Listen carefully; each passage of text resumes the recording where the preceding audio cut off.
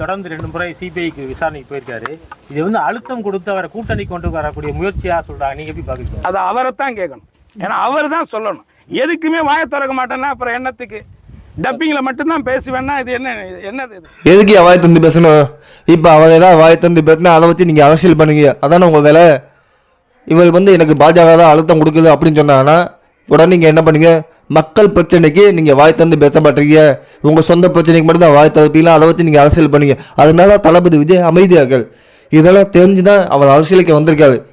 நம்ம ஏதாவது பேசினா இவ்வளோ ஒரு பிரச்சனை வெடிக்கும், இதை வச்சு அரசியல் பண்ணுவாங்க அப்படிங்கிறது எல்லாமே கவனிச்சுட்டு தான் இருக்காது. முதல்ல திமுக ஆட்சியில் கொலை கஞ்சா எல்லாம் நடந்திருக்கு. அதுக்கெல்லாம் முதல்ல நீங்கள் வாய்ட்டு வந்து பதில் சொல்லுங்க.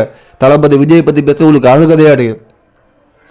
2024 தளபதி விஜய் தான் சிஎம் ஆவாது, நாங்கள் முதலமைச்சர் ஆக்குவோம். அப்போ அவருக்கு பின்னாடி கோடிக்கணக்கான தொண்டர்கள் இருக்காங்க, மக்கள் இருக்காங்க.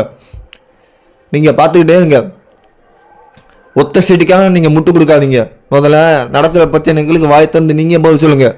அதுக்கப்புறம் தளபதி விஜய் விமர்சிக்கலாம். 2026 அப்புறம் நீங்கள் காணாமல் போயிருவீங்க, அவர் இருப்பார். அவருக்கால இந்த பிரச்சனை இல்லை. முதல்வராவது நீ